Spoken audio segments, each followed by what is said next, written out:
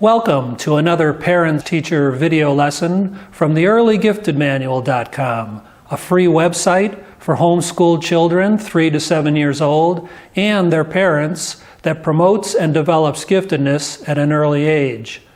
I am Gary Blank, the creator of that site, and your host and facilitator for this video and all of the videos in my educational program. As the video lessons are designed to work in conjunction with the program on my website, I ask you to, at some point, click on the URL link in the description box below, and this action will take you to the earlygiftedmanual.com. By doing that, you will be able to put this lesson and all of the video lessons here on my channel in the proper context of the total program that I am presenting to you and your child. Hi everyone, this is lesson 11 and it's called the daily schedule, and as you can see, that's what we have on the screen right here, and we'll get into the details of that here in just a few seconds. For materials, once again, you can go small or large. This whole activity can be accomplished just with a piece of handwriting paper and a pencil, or any kind of paper and a pencil. But as I said previously, kids like to see it big. I can't explain why they do, but that's what they like. They like to see it big so they can go up and point at things and talk about them. And this schedule I've made on a chart pad, and it has 1-inch ruling, so it's a little different than the chart pad we've used previously. And of course you'll need at least a black flip chart marker, or if you want to really fancy up the schedule with different colors, of course you can use different colors of chart markers. Okay, so what exactly is the daily schedule? Well, it's a schedule of the day's expected activities, and it's written by you, the parent-teacher, at the beginning of the day, and then like some of the other activities you've seen here in the lessons, it's posted for your child to read at eye level. And the way you work with the daily schedule is early in the morning, you and your child can read the schedule together. And of course, early on, the schedule will be a challenge for him, but as his or her literacy skills grow and their decoding skills, it'll get a little easier. But it can be an ongoing activity for the entire day. In other words, your child will probably go back and keep checking the schedule to see, where exactly you're at in the schedule. And of course, you can help him any way he needs. You can give him any kind of help he needs to do that. So it's an ongoing thing. It's an activity that really goes on throughout the day. All right.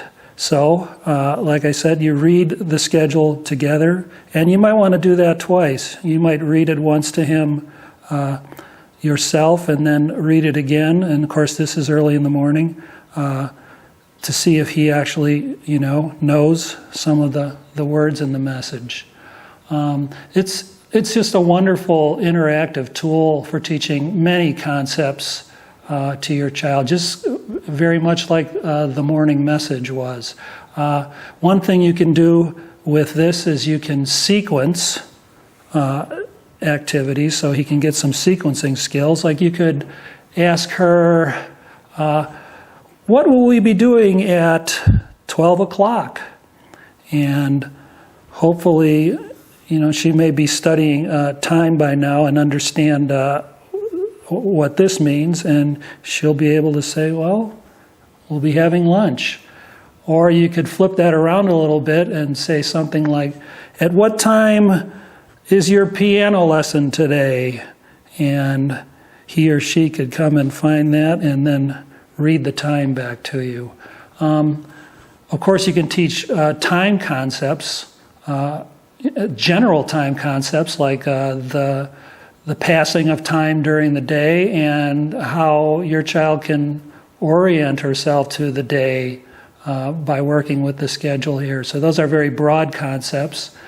and specific time concepts like knowing how to read this and what this means, the o'clocks, and of course that will key in with wherever he or she is at in her math studies, and of course you can't really address this until they get to this in their math studies, and this comes a little later in their math study. So you can just tell them early on that, well, this is just the time and don't worry about that yet. I'll tell you, and then you'll be able to read it yourself very soon.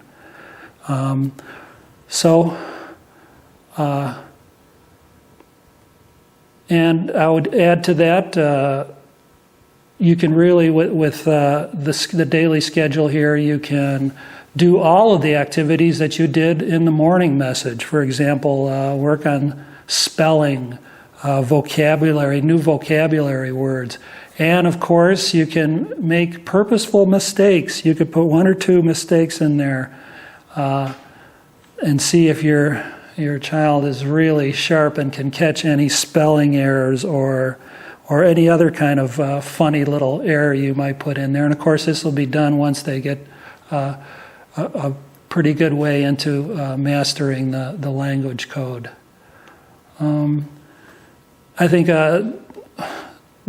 one thing I need to say about schedules, and you'll agree with this, is of course schedules can change. And this is something, that a broad idea of what you might be doing during the day. And you can explain to your child that, oh yeah, schedules can change, and we might have to change this around, and maybe even do something that's not on the schedule. So that's also a good concept to teach. And finally, I like to save all of these. I mean, they become great study materials. Your child can go back and look at them, as a very practical reading exercise and decoding exercise. So I save them and kind of staple them together so your child can do that. So that's the daily schedule, and it's just a nice daily routine you can do with your child, and of course it really addresses a lot of skills.